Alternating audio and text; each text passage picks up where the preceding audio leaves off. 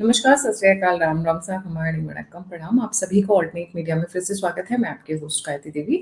हमारे साथ जुड़े हुए पॉलिटिकल एनालिस्ट करण वर्मा जी, और हम बात करने वाले, देखिए, इतना लंबा चौड़ा प्रोग्राम, वांगचुक, सलीम यादव, उसके बाद मैंने देखा चंद्रशेखर आजाद भी आज आके स्टेटमेंट दे रहे थे, मुझे आना ना पड़े दोबारा। और पूरा का पूरा विपक्ष अलग अलग टाइप के, एक बहुत बड़ी स्पॉन्सरशिप के साथ समाजवादी पार्टी भी। आखिर पार्लियामेंट में ऐसा आ क्या रहा है जिसको लेके इन सब लोगों की दड़ वो धक धक करने लगा है, जो एक गाना है। मैं इसलिए बोल रही हूँ, करण वर्मा जी भी बॉलीवुड बहुत कवर करते हैं, तो ये जो धक धकी इन लोगों की बढ़ी हुई है, what is so special happening in this monsoon session, जिसको लेके they are really worried and tensed. Lot of bills are being introduced, जिसमें 6 बिल्स अभी करण जी और मैं हम डिस्कस करेंगे। और वी विल ऑब्वियस, सभी को पता है कि डीलिमिटेशन, पर उसके बारे में हम टुवर्ड्स द एंड बात करेंगे, because people have a fair idea of what is about to happen. But उसके अलावा जो बिल्स आने वाले हैं, तो टेंशन क्यों बढ़ी हुई है? डीलिमिटेशन तो होना ही था। आई थिंक इंदिरा गांधी के बाद से डीलिमिटेशन हुआ नहीं है, तो क्या पॉपुलेशन भी नहीं बढ़ी है?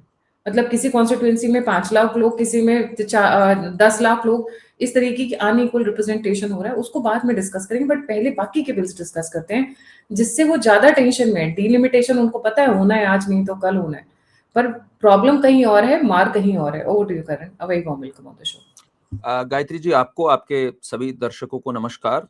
देखिए, बड़ा इंटरेस्टिंग है इस बार का मॉनसून सेशन। मैंने इतनी एक्साइटमेंट एक सेशन के लिए आज तक लाइफ में नहीं देखी है, जहां जगह जगह पे बात हो रही है कि भाई क्या होने जा रहा है इस बार। मतलब ओवैसी तक कह रहा है कि भाई इस बार तो अमित शाह, अभी तक तो सिर्फ लोग कह रहे थे कुछ बड़ा होने वाला है, इस बार ओवैसी कह रहा है कि अमित शाह ने कच्ची गोलियां नहीं खेल रखी, मैं बता रहा हूं एनआरसी आने वाला है। कोई कह रहा है अरे इस बार तो delimitation plus women reservation plus one nation one election हो जाएगा।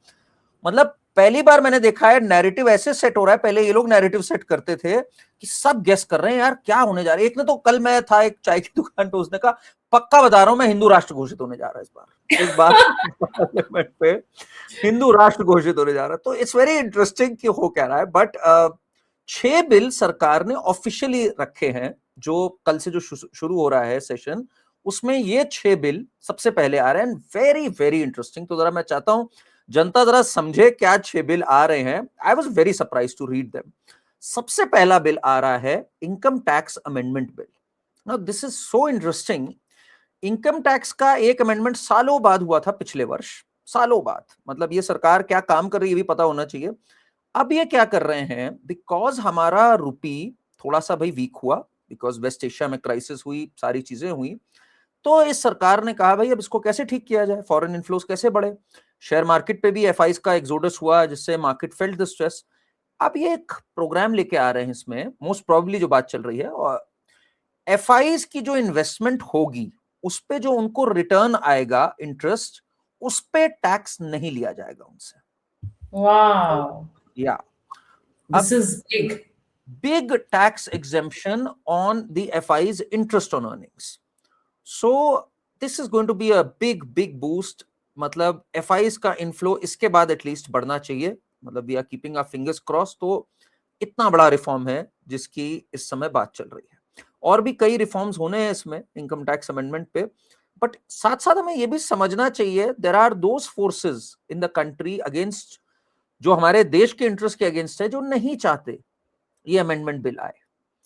ये वही लोग हैं जो, जैसे आपने कहा, कॉकरोच जनता पार्टी के लोग, एनजीओ लॉबी, ये पूरा सोनम वांगचुक की मंडली, they don't want these reforms to happen. और मैं अभी जो 6 पे आऊंगा तब तक पूरी तरह पिक्चर क्लियर हो जाएगी। This is the first one, जो चाहते हैं कि एफआईज का ना इन्वेस्टमेंट हो, मार्केट गिरे और हम हल्ला करके सड़क पे उतरें कि देखो मार्केट नीचे जा रही है, देखो देखो फॉरेन इन्वेस्टमेंट जा रही है। बार बार बोला गया इस मंच से, बाय द वे, सीजेपी के मंच से, सीजेपी के मंच से सारी बातें बोली गई हैं, तो ये भी बोली गई है उसमें। That is number one. Secondly जो बिल आ रहा है, दैट्स वेरी इंटरेस्टिंग, बिकॉज आपके कई दर्शकों में आई एम श्योर एमएसएमई से रिलेटेड भी होंगे और बिजनेस ओनर्स भी होंगे। उनके लिए है एमएसएमई डेवलपमेंट का एक बिल आ रहा है, जिसके तहत delayed payments will be a thing of the past. एक ऐसा मैकेनिज्म आ रहा है कि छोटे कॉन्ट्रैक्टर्स, छोटे बिजनेसेस को अगर आपने पेमेंट्स डिले करी तो एक हैवी पेनल्टी पड़ेगी, और साथ में एक डिजिटल प्लेटफॉर्म बनाने जा रहे हैं जिसपे पूरा पेमेंट्स का मैकेनिज्म इन प्लेस होगा। Again a watershed moment for MSME. मैं as a small business myself मैं आपको बता सकता हूं, इतना हरासमेंट होता है जब पेमेंट नहीं आती किसी बड़े एमएनसी से या बड़े विभाग से, हाथ पैर ही जोड़ते रहते हैं। It's a very very difficult time and liquidity crunch इतना होता है गायत्री जी, एक छोटे बिजनेस को उसकी कमर टूट जाती है, बिकॉज उसको जहां पैसे आते हैं तब वो इन्वेस्ट करता है अपने एक छोटे से प्लांट में या इन्वेंट्री लेने में। So the government is finally addressing this. Again इसमें किसका नुकसान है? सम वेरी बिग कॉर्पोरेट्स जो कि छोटे बिजनेसेस से एज कॉन्ट्रैक्टर्स अपना काम कराते हैं और उनको हरास करते हैं, सालों साल तक पेमेंट नहीं देते हैं। There are some big groups in that. The government has insisted, मैं आपको दो तीन अगर उदाहरण दूं, I wouldn't mention the names, but बड़े बड़े कुछ ग्रुप्स हैं जिनको बड़े बड़े ऑर्डर्स मिले हैं, पार्लियामेंट बनाने से लेकर के बड़े बड़े कन्वेंशन हॉल्स बनाने तक के। उन्होंने अपने छोटे कॉन्ट्रैक्टर्स को सालों साल तक पेमेंट नहीं दी और गवर्नमेंट तक ये बात पहुंची। जब सरकार तक ये बात पहुंची, द सरकार वाज लिविड कि हमने तो आपको पेमेंट कर दी, आपने आगे पेमेंट ही नहीं करी। तो अब सरकार उन पे नकेल कस रही है। They are not very happy and they have the power to sponsor such movements. They have the power कि एनजीओज में पैसे डाले, सरकार के विरुद्ध आवाज उठे, पार्लियामेंट स्थगित हो, ये सब बिल्स ना आए। तो this is the second big bill that is coming. ठीक है, मैं चाहूंगा आपके दर्शक डॉट्स कनेक्ट करते जाएं कि किस किस का नुकसान हो रहा है इस पूरे में। Third bill is registration of birth and death. इस पूरे प्रोसेस को, जो कि एक मजाक है हमारे देश में, let's be honest about it, dead लोग वोट करते रहते हैं। एसआईआर आया तो ये और पॉइंट आउट हुआ। एक रनिंग जोक होता था वेस्ट बंगाल में तो कि सभी को अपने पूर्वज इलेक्शन लाइन में मिल जाते हैं, बिकॉज सभी जो दिवंगत आत्माएं हैं सब वोट डालने आती हैं वहां पर। एसआईआर के कारण ये चीज ठीक हुई। तो और अब पैदाइश 2 साल बाद हो जाती है। 1981 में पैदा हुआ बंदा दोबारा 1985 में पैदा हो जाता है, 4 साल यंग। तो हाँ क्योंकि सरकारी नौकरी का भी मैटर है। एसआईआर में तो बहुत इंटरेस्टिंग आया था, माँ थी 32 की और बेटा था 26 का। तो मतलब जो डेट ऑफ बर्थ थी जब माँ वो बनी तो वो 5 साल की थी एज पर द रिकॉर्ड्स। तो finally the government is addressing this. कब से ये सब चीजें हो जानी चाहिए थी। कभी कभी तो मुझे हंसी आती है कि क्या कैसे चल रहा है था ये देश अभी तक। Birth and death finally is going to be streamlined. अब इस पे क्या हो रहा है, इस पे ओवैसी और इन सबको बहुत दर्द हो रहा है। इनका कहना है कि यार ये तो कहीं, इनको हर चीज पे एनआरसी नजर आती है। ये तो बर्थ डेथ स्ट्रीमलाइन करके कहीं फिर एनआरसी लाएंगे तो ये आउट हो जाएंगे। अभी एक कमीशन बिठाई अमित शाह जी ने जिसमें डेमोग्राफी चेंज को मॉनिटर कर रहे हैं एक रिटायर्ड सुप्रीम कोर्ट जज। तो कह रहे हैं ये भी एनआरसी का प्रीकर्सर है, एसआईआर भी एनआरसी का प्रीकर्सर है। तो कल तो मेरे साथ एक थे डिबेट पे, वो कहते हैं इस सेशन में एनआरसी आएगा। मैंने उनको समझाया एनआरसी लाने की जरूरत ही नहीं है, एनआरसी ऑलरेडी मैंडेटेड है बाय द 2003 सिटीजनशिप बिल। 2003 में आ गया था, वो बस सरकार को अनाउंस करनी, उसके लिए पार्लियामेंट और 2/3 मेजोरिटी की कोई जरूरत नहीं है। तो this is but an interesting step, all this is required अगर एनआरसी ढंग से ये जो करना date of birth and death जो है, इसमें जी। एक इंटरेस्टिंग पॉइंट क्या हुआ है, अभी तक सिर्फ माँ बाप का नाम नोट किया जाता था। अब नाम नोट नहीं किया जाएगा, उनका आधार कार्ड एंड पैन कार्ड भी नोट किया जाएगा।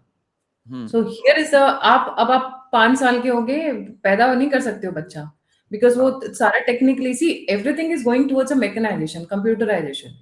आपके जब रिकॉर्ड्स आएंगे 15 साल की उम्र में, तो चलो मान लिया आपने बच्चा पैदा किया, और 10 साल की उम्र में भी कई कम्युनिटीज में होता है, पर 5 साल की माँ 15 साल के बच्चे को जन्म नहीं दे पाएगी।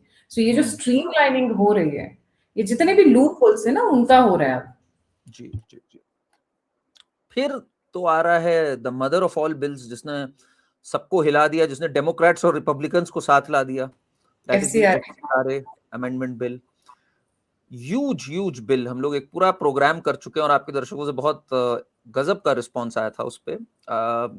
इन शॉर्ट अगर मैं बोलूं, सबसे बड़ी बात जो एफसीआरए का बिग टेक अवे इज, जो भी NGO foreign contribution regulation act के तहत फॉरेन कंट्रीब्यूशन पाता है, वो न्यूज, करंट अफेयर्स, इन पे पॉलिटिकल कमेंट्री नहीं कर सकता। अब ये सबसे बड़ा है, लोग मिस कर रहे हैं। लोग कह रहे हैं अच्छा 20% से ज्यादा एडमिनिस्ट्रेटिव कॉस्ट नहीं दे सकते, इतना फंड्स का यूटिलाइजेशन दिखाना है, वो तो बात सही है, कन्वर्जन पे भी क्रैकडाउन है क्योंकि आपको टिक करना है, but the biggest of them all is आपको अपने सोशल मीडिया हैंडल्स घोषित करने हैं एंड आपको इंश्योर करना है कि किसी भी करंट ट्रेंडिंग इशू या कोई भी पॉलिटिकल न्यूज के ऊपर आप ब्रॉडकास्ट इंफॉर्मेशन ये नहीं कर सकते।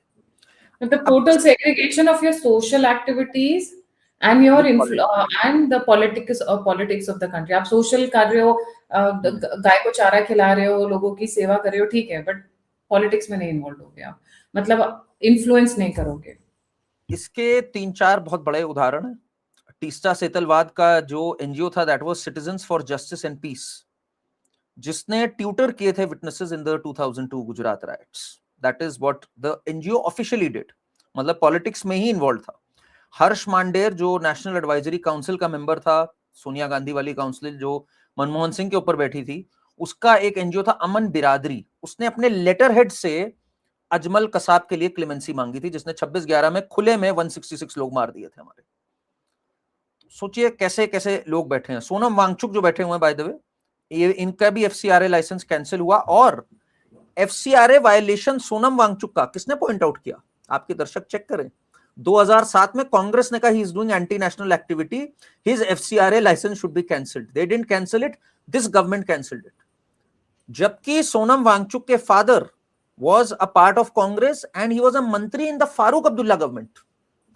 फारूक अब्दुल्ला गवर्नमेंट क्या एक हॉटबेड था of anti nationals and separatist, ये कहने की मेरा ख्याल है जरूरत नहीं है। उसमें मंत्री होना वांगचुक का, आप सोचिए क्या सेटिंग होगी और क्या वो फंड्स लाके दे रहा होगा और क्या कर रहा होगा, जो फारूक अब्दुल्ला जो बिना मुल्ला के किसी को बनाए ना मंत्री, उसने इनको मंत्री बना रखा था। ये जरा आपकी जनता को सोचने की जरूरत है। तब उनका NGO was flagged by Congress, तो उनका एफसीआरए लाइसेंस भी रिन्यू नहीं किया है सरकार ने। राजीव गांधी फाउंडेशन का एफसीआरए लाइसेंस नहीं रिन्यू हुआ है भाई। 50 लाख जाकिर नायक, वो जो टेररिस्ट जाकिर नायक है, उसको देके बैठे हुए हैं, उससे लेके बैठे हुए हैं। तो this is the FCRA amendment that is coming. And the last one हो रहा है, स्पॉन्सरिंग उसी की वजह से तो आ रही है जंतर मंतर पे। बिल्कुल बिल्कुल। And the last one is very interesting, that is the insult to the national song. Vande Mataram की आपने अगर इंसल्ट करी, it will be treated as the insult to the national anthem and the national flag. उस पे jail term तक है, punishable offence है। अब ये बहुत अच्छा हुआ बिकॉज जगह जगह से कांग्रेस और ओवैसी ये वॉकआउट कर जा रहे थे जहां वंदे मातरम प्ले हो रहा था, वॉकआउट कर जा रहे थे, तिरस्कृत बातें कर रहे थे। सोनिया गांधी और राहुल गांधी तो in their own functions walkout किए हुए हैं बैक इन 2008 2010। तो ये भी खत्म, अब वंदे मातरम पूरा चलेगा, ठीक, उसमें माता की वंदना भी होगी, सारे स्टैंजास चलेंगे, और उसकी insult will be insult of national flag and national anthem. And the last, supreme court के जजेस 34 जजेस को बढ़ा करके फाइनली 33 को बढ़ा करके 37 किया जा रहा है। 4 जज इंक्रीज किए जा रहे हैं सुप्रीम कोर्ट में, क्योंकि भाई आपको पता ही है सुप्रीम कोर्ट कितनी जल्दी जल्दी केसेस को डिस्पोज ऑफ कर रही है। ज्यादा नहीं, बस 1-8 लाख केस पेंडिंग है और ओवरऑल 5 करोड़ केस पेंडिंग है। तो this was also long due कि सुप्रीम कोर्ट जजेस बढ़े। All in all Gayatri ji, अगर मैं बोलूं, जुडिशरी, एनजीओ मंडली, एमएसएमई, इनकम टैक्स, ये सारी चीजें एड्रेस करी है। अब एक और बिल है जिसकी इन्होंने अभी ड्राफ्ट डाली है, दैट इज द शिक्षा अधिनियम। This is very interesting now. इस सरकार को पता था कि पहले दिन पवन खेरा जब गया वहां सीजेपी के मूवमेंट में सोनम वांगचुक से मिलके, तो बात पक्की हो गई कि कांग्रेस ने सेशन में बवाल काटना ही काटना है इस चीज का, कि नीट में क्या हुआ था, इसमें क्या हुआ था। राहुल गांधी भी 1 महीने बाद विदेश से लौट करके अचानक से जागे, उन्होंने भी छात्रों की गूंज कर दिया, एक किया था फिर सो गए थे, फिर अब दूसरा किया। सरकार एक बिल ऐसा ला रही है जिसमें एआईसीटीई, यूजीसी और एक और जो होता है इनका टेक्निकल एजुकेशन का एक और, ये तीनों को हटा करके वन ओवरआर्चिंग बॉडी आने जा रही है। ह्यूज एजुकेशन रिफॉर्म, मतलब कहा जा रहा है, जो मैंने अपने सूत्रों से भी पता किया, सरकार के जो लोग जो कवर करते हैं पार्लियामेंट को, उनका कहना है the biggest education reform ever आने जा रहा है। अभी हो सकता है इस पे चर्चा हो सकता है पास हो, पर आने जा रहा है, it will be led. Then ये जितने काउंसिल्स होते हैं Gayatri ji, standards council, accreditation councils, ये सब स्क्रैप होकर वन काउंसिल बनने जा रहा है। तो you will have one council and you'll have one body that combines AICTE and UGC and all these bodies. तो ये We could पूरा change it. सॉरी, ये पूरा एजुकेशन सिस्टम को ओवरऑल करेंगे, मतलब बिल्कुल। 12th स्टैंडर्ड का अलग से था, यूजीसी अलग से था, यू नो, इस यूनिवर्सिटी को कोई देखता है, उस यूनिवर्सिटी को कोई और बॉडी देखती है, तो वो सारा मर्ज करके they will be having a structured a separate kind of an entity, आप ये Right, कह रहे हैं। right. Higher education, not 12th के below. AICTE होता था आपका टेक्निकल एजुकेशन का, UGC होता था जिसको लेके बहुत बवाल हुआ था, UGC की अलग चीज, अब that's gone. UGC, AICTE and there's another body. तीनों को कंबाइन करके one overarching body with new rules, new setup. तो बिल्कुल जो पुराना लेगेसी एजुकेशन का सिस्टम था, that is going, and I am very happy ये हो रहा है, बिकॉज एक बात तो हम सबको माननी पड़ेगी, education sector badly needs reforms. मतलब वहां पर लोग नहीं खुश हैं इस समय जो प्रोग्रेस चल रहा है। तो ये सरकार का काउंटर ये है इस बार कि जहां इन्होंने बोला नीट कैसे लीक हो गया, एनटीए का क्या हो गया, उसका क्या हो गया, दे विल प्रेजेंट सॉल्यूशंस कि तुम पार्लियामेंट को स्थगित करो, हम यहाँ बिल लेके बैठे हुए हैं। तो the government is very smart, ये तो हमें पता ही है। तो they are coming up with a solution this session, क्योंकि उन्हें पता था एजुकेशन पे हमें सॉल्यूशन लाना है, ड्यू भी था पहले से, तो अब वो भी ये लेकर आ रहे हैं। अगर इस बार स्थगित किया इन्होंने पार्लियामेंट, जो कि ये करेंगे, अपनी पुरानी आदत से तो बाज नहीं आ सकते, बहुत तगड़े से घेरे जाएंगे, बिकॉज सरकार साफ कहने जा रही है, you are hurting the small businesses, you are hurting the salaried class, you are hurting those who are invested in share markets, and आप शिक्षा में स्टूडेंट्स को भी हर्ट कर रहे हो। इसलिए we are in for a very packed session. अभी तो ये अनाउंस हुआ, अभी तो मतलब झांकी है ये, अभी पिक्चर बाकी है, जो बाकी बड़े बड़े बिल्स जिनकी चर्चा हुई है, जिनसे लोगों को बुखार आया हुआ है, वो आने बाकी जी। कांग्रेस तो ऑलरेडी विरोध जता चुकी है ऑलमोस्ट इनमें से सभी के अगेंस्ट में, specially delimitation and Vande Mataram को लेके बोलते कॉन्स्टिट्यूशनल नहीं है। अरे आपको तो खुश होना चाहिए, वंदे मातरम भैया आप ही क्लेम करते हो ना, आपने आजादी दिलवाई, आप ही के आजादी के रखवाले यही गाना गाते थे, नेहरू गाते थे, गांधी गाते थे। तो अब ये जब सारी चीजें उसके हिसाब से हो रही है, तो अब दिक्कत क्या है भाई? नहीं, नेहरू को ही तो दिक्कत थी सबसे पहले ना। नेहरू ने पत्र लिखा था सुभाष चंद्र बोस जी को कांग्रेस के एक अधिवेशन के दौरान कि जिन्ना doesn't like the other stanzas and it will irritate the Muslim community, उनके एग्जैक्ट वर्ड शब्दशः। तो फिर इन सब ने मिलकर के इस कुछ स्टैंजास को हटा दिया था। उससे पहले हालांकि रहमतुल्लाह सियानी और मुस्लिम्स तक को कोई प्रॉब्लम नहीं थी, इससे बिल्कुल प्रॉब्लम नहीं थी, बट नेहरू को अपेरेंटली बाउ डाउन करना था जिन्ना विशेष पे। बट भाई इस बात को तो हो गए 50-70 साल, अब किस लिए इस पे रुकना, अब तो ये स्टैंजास वापस आने चाहिए। And how dare you insult it भाई।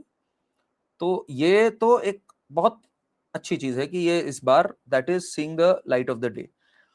अब मैं एक बात और बताता हूं आपके दर्शकों को। आपने शुरुआत में कहा कि डीलिमिटेशन को लेकर के ये लोग बहुत वो हैं। भाई अमित शाह जी ने पिछली बार जब बात हुई, जब वुमेन रिजर्वेशन बिल हारा, या उसको हराया जान के, उन्होंने मेरे ख्याल से तो जान के हराया, उन्होंने कहा हारने दो जरा, बंगाल में भी एक मैसेज जाएगा कि ये महिला विरोधी, महिला विरोधी है। I agree with that. जी जी जी। तो अब डीलिमिटेशन के टाइम पे अमित शाह जी ने एक स्कीम दी इनको कि साउथ की स्टेट्स का कोई नुकसान नहीं होगा, किसी का कोई नुकसान नहीं होगा, 50% इंक्रीज फॉर ऑल स्टेट्स। भाई ये तो एक ब्लैंकेट डील हो गई। तो कई लोगों ने पूछा पक्का, उन्होंने कहा मैं 1 घंटे में लिख कर दे देता हूं ये बात। अब ये लोग कह रहे हैं अच्छा लिख के देने को तैयार है यार, फिर तो कोई नुकसान नहीं, फिर क्या दिक्कत है। अब मैं बताता हूँ ओवैसी क्यों परेशान है। मैं जनता से आपकी कहूंगा कि वो खुद ही अब डॉट्स कनेक्ट करें, ओवैसी और ये कांग्रेस क्यों परेशान है।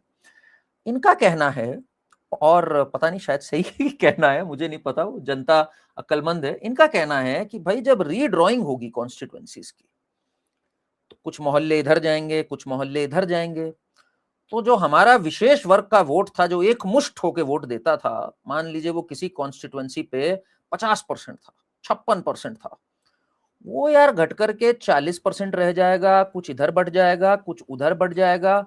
ये तो यार कहानी हो जाएगी हमारे साथ, वीटो तो खत्म हो जाएगा। तो ओवैसी डरा हुआ है कि यार बटेंगे तो कटेंगे। अब ओवैसी कह रहा है बटेंगे तो कटेंगे, एक रहेंगे तो सेफ रहेंगे। आप ओहो, सोचिए जरा क्या घुमा है पूरी चीज, ये इनको क्या। परेशान है। हम्म। और जिस तरीके से शाह प्लानिंग करने वाले हैं, मेटिकुलस माइक्रो प्लानिंग करते हैं। जी ओवैसी ओवैसी ने ही कहा था ना, इनसे बड़ा खतरनाक पॉलिटिशियन कोई भी नहीं है पूरे भारत में। जी तो तभी डरे हुए ज्यादा है, मुझे ऐसी फीलिंग आ रही है। बट इसमें ये जो जजेस का नंबर बढ़ने वाला है, तो आपको नहीं लगता है this is very little? But जजेस से ज्यादा मुझे एजुकेशन की खुशी हो रही है, जो बिल अगर आने वाला है। जी।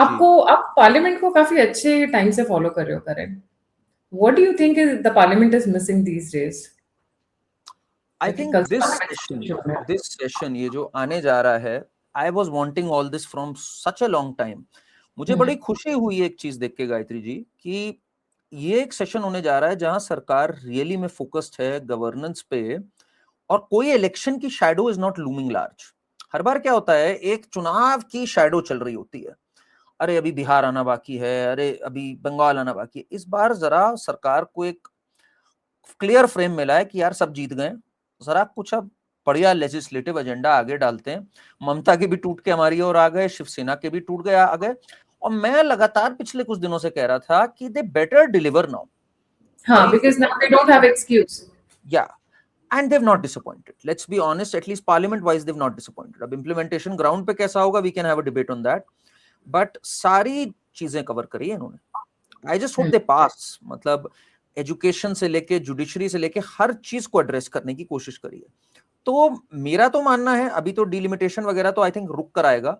ये जो इनिशियल 6 बिल हैं, अगर ये पास हो जाते हैं, पक्की बात है इसका असर एक कॉमन मैन को आएगा इस बार। ये वैसे बिल नहीं है जो हवा हवाई हैं, जिनसे हमारा कोई तालमेल ही नहीं है। एमएसएमई में अगर करोड़ों लोग काम कर रहे हैं, हमारे देश के करीब 50 करोड़ लोग काम कर रहे हैं, 30 या 40 था या 50 कुछ ऐसे करोड़ लोग काम कर रहे हैं। डिलेड पेमेंट्स अगर नहीं आएंगी, आई थिंक ये बहुत बड़ा चेंज आएगा। ये रोजमर्रा की जिंदगी वाली बातें हैं। इनकम टैक्स एग्जेम्पशन आपको याद होगा 0 to 12 लाख तक करा गया। Now this affected everyone. उसमें Everybody. फर्दर अगर आते हैं, मेन तो फॉरेन इन्वेस्टर्स को एड्रेस कर रहा है, बट फॉरेन इन्वेस्टर्स में भी अगर आप एड्रेस कर रहे हो, what are you going to do, you are going to strengthen the rupee. थोड़ा सा रुपी स्ट्रेंथन होगा। और बात आपको मैं बताऊं, a lot of people who are bringing foreign currency into India, they are going to benefit. जैसे YouTube एग्जैक्टली। अच्छा, इससे हमारे ऊपर भी असर पड़ेगा? बिल्कुल पड़ सकता है, पड़ेगा। इनफैक्ट I've heard कि those who are bringing foreign currency in India at a time when India wants foreign currency आए, उनको भी टैक्स एग्जेम्पशन होगा। Wow, that's going to be a good one. या so this is something which is affecting the common man. Hmm. अब देखिए इन लोग का narration building कितनी जबरदस्त होती है। ये 6 इन्होंने लिस्ट कर दी ऑलरेडी बिजनेस रूल्स में। Now we are all reading about them. I have been talking about it since yesterday. अभी many people are about to catch up इस पे। I think आपकी चैनल के जरिए और इस शो के जरिए बहुत लोग जानेंगे। तो अब क्या हो रहा है, इसको अगर कोई अपोज करेगा, पहले ही से ही आपको गुस्सा आ जाएगी, यार ये क्यों अपोज कर रहे हो भाई, पॉलिटिक्स अपनी असाइड रखो, ये करने दो अभी इस समय। अच्छे बिल्स है। आई मीन बिग ये एफआईआई पे एग्जम्पशन करना, टैक्स एग्जम्पशन करना, एमएसएमई की अर्ली पेमेंट करना, तो करोड़ों लोगों का बेनिफिट होता है भाई। देखो, बैंक से लोन लिया है, वहां तो इंटरेस्ट जा रहा है, पर जहां से पैसा आना है वो तो इंटरेस्ट नहीं देगा ना। सो मिसमैच बीच में, तो दे लैंड अप लूजिंग मनी। वो एक अच्छा बिल है।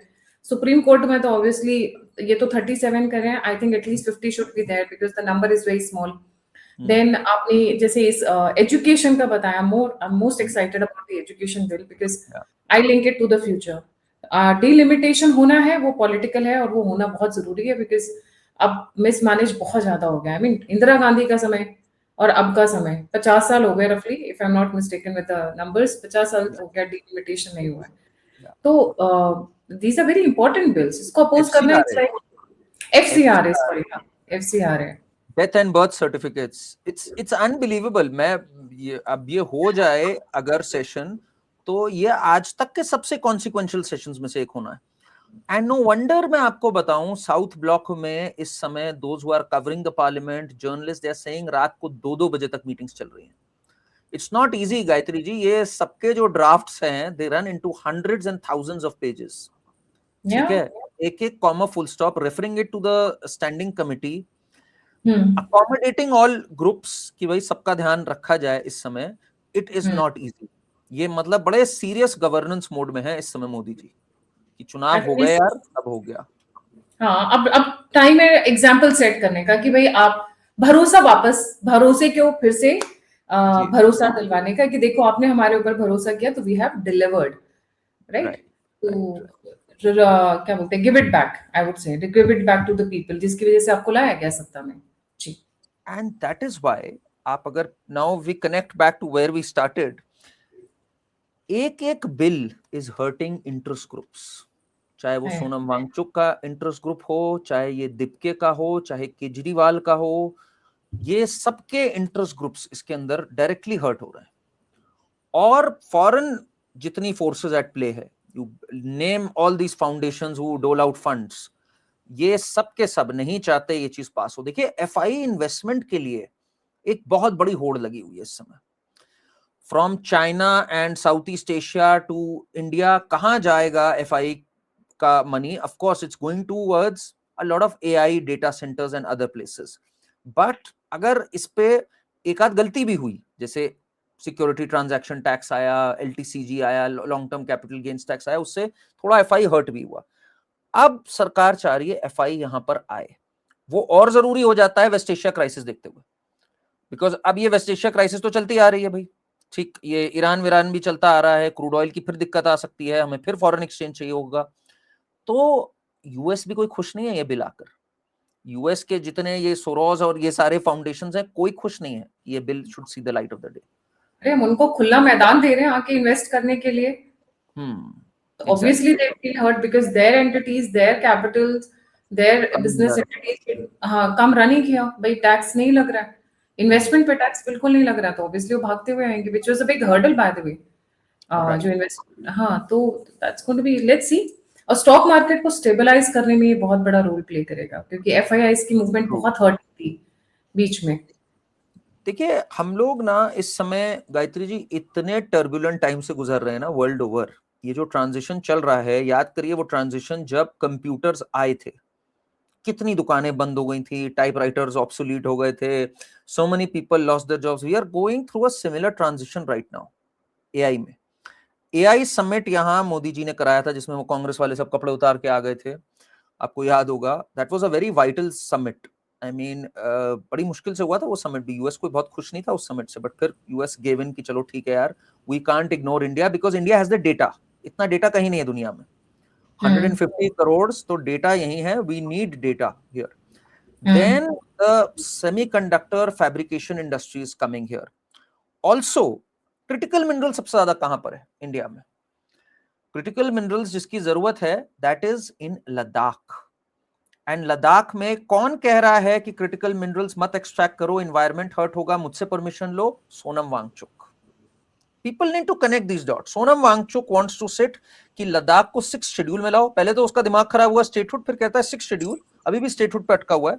6 शेड्यूल में आते ही लद्दाख की एक एडमिनिस्ट्रेटिव काउंसिल बैठेगी, जिसमें वो बैठेगा और वो कहेगा अरे मैं तो इन्वायरमेंटलिस्ट हूं, माइन करोगे तो भाई क्रिटिकल मिनरल्स मिलेंगे, वो मत निकालो, एनवायरमेंट तब तो बपौती हो जाएगी ना, बापू की बपौती हो जाएगी तब इनकी, यहाँ ये मत करो वहां मत करो। चाइना आपको पता है सबसे ज्यादा रिच कहां पर है in terms of critical minerals? Just the other side of Ladakh. Exactly. So वो एक्सट्रैक्ट कर रहा है, वो इंफ्रास्ट्रक्चर बना रहा है हमारे ऑक्यूपाइड रीजन में, पाकिस्तान भी बना रहा है, और यहां वांगचुक को दादा बना करके बिठा दो कि वांगचुक तय करेगा क्या होगा, नेशनल सिक्योरिटी किनारे, क्रिटिकल मिनरल्स किनारे, इंफ्रास्ट्रक्चर किनारे। This is Sonam Wangchuk. Everyone should know कि what Sonam Wangchuk really wants in life. So very interesting. Another जो आपने बताया ये बर्थ और डेथ सर्टिफिकेट, तो ये जो दीज कॉकरोचेस एंड जो कॉकरोच के नीचे दीमक बैठी हुई है, जिसको हम लोग बांग्लादेशीज कहते हैं, so they start getting filtered out once the death and the birth certificate thing is also streamlined, तो वहां से डेमोग्राफी चेंज वाला एजेंडा भी इनका काउंटर होता है, वहां से वो हो जाता है। So quite a lot of thing. और एजुकेशन सिस्टम अगर स्ट्रीमलाइन हो गया तो एजुकेशन माफिया का क्या होगा, या उन केमिस्ट्री वाले टीचर का क्या होगा जिन्होंने नीट का भी 2026 का पेपर लीक कराया था? इन टीचर्स की भी तो फिर बात लगेगी ना, जो ब्लैक का ज्यादा ही कमा रहे हैं। इसमें देखिए मैं बात कर रहा था किसी से कि क्यों आप 3 बॉडीज को एक जगह करना चाह रहे हो। अभी हो क्या रहा है, बिकॉज 3 बॉडीज हैं, कहीं ना कहीं किसी की जुगाड़ सेट हो जाती है। अच्छा, एक और एंगल आ रहा है अब नीट के लीक्स में और इन सब में, who is behind all of this. लोग कह रहे हैं कोचिंग माफिया, ये माफिया, वो mafia. There is another mafia behind it. In India we have a lot of very rich doctors जिनके बड़े बड़े हॉस्पिटल्स हैं, बड़े बड़े प्राइवेट मेडिकल नर्सिंग होम्स और ये सब हैं, एंड दे आर डेस्परेट कि उनका सन और daughter should become a doctor ताकि this legacy can be carried forward. आपने देखा होगा कई जनरेशंस के कैरी फॉरवर्ड हो ही रही हैं। दे आर एब्सोल्युटली डेस्परेट कि यार जैसे कैसे भी अगर ये नहीं निकाल पा रहा कंपटीशन, ये फिल्म तो है नहीं कि उसको लेके फिल्म बना दी, इसको तो कंपटीशन निकाल के क्वालिफाइड डॉक्टर तो बनना ही पड़ेगा इस चीज को आगे ले जाने के लिए।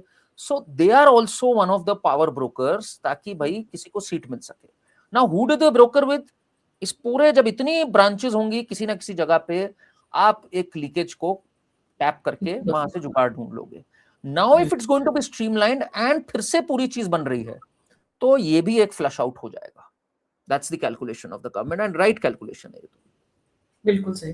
Thank you so much Karan ji for joining. जाने से पहले सभी व्यूअर्स से रिक्वेस्ट है, लाइक सब्सक्राइब और शेयर करना ना भूलें। अगर आप कंट्रीब्यूट करना चाहते हैं तो दिए हुए नंबर और यूट्यूब पे आप मुझे कंट्रीब्यूट कर सकते हैं। आप मुझसे जुड़ना चाहते हैं, इन्फॉर्मेशन शेयर करना चाहते हैं तो सभी लिंक्स डिस्क्रिप्शन बॉक्स में। करण का चैनल है करण वर्मा अनप्लग।